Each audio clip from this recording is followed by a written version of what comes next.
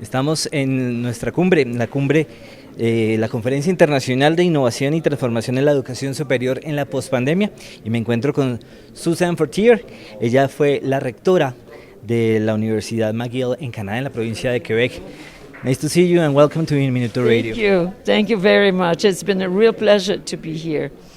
Yeah, but the first question is, you talk about building a university, thinking about the student, Yes. a student at a time. Yes. That's the purpose of your Yes. speech today. Talk about that. Yes, well, first of all, what I think is that universities are always work in progress. We're always building because the world is changing.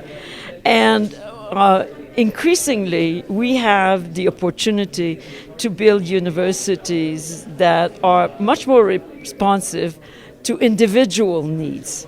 Every human being is different. Every human being who enters our university comes with their own experience, their background, the hurdles they face, and we need to think about each one of our students. Each person is important, and think about offering them an environment for learning that will respond to what they are needing and what they want to have, what they're dreaming of having in their lives.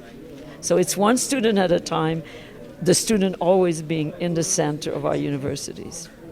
You talk about for mental healthy, Yes. and you talk about for the necessity and for increase the spaces to treat and mental illness and Yes.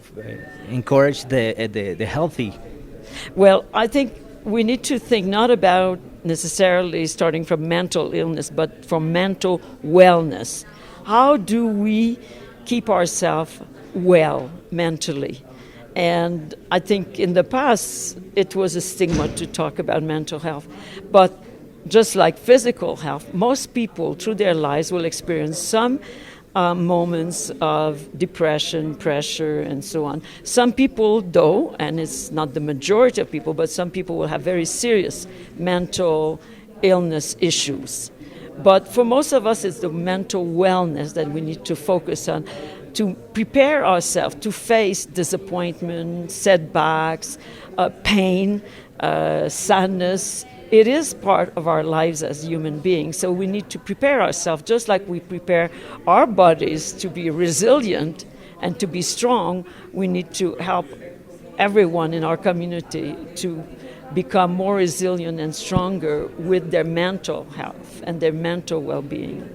And so you need to have an approach that is quite different than treating a disease. It is, in fact, encouraging well-being. It is the preventive environment that we must have so that people will not have huge setback of mental health issues. As a humanity, after the pandemic and this purpose that one student is a whole universe, that preoccupation in front the education for this century and this world. Yes. After the pandemic, the pandemic was certainly an eye-opener, but I don't think really that the pandemic taught us all the things that we knew a lot before. We already knew that we were in a period of very, very rapid change, particularly in the world of jobs. We knew that. We knew that human beings were having to develop new competencies. Almost every 5 years you have to learn something new. We already knew that. We know the challenges that we have in front of us. And this was way before the pandemic started that we had realized these challenges that we have in our society, in our world of work, and even in our personal lives. What the pandemic did, I think, is make it more clear how there are huge discrepancies of opportunities among people across the world. Some places are very well equipped to deal with these issues, others not. Also, and I'll give you an example, in my country, the huge issue right now is to find workers for the jobs we have.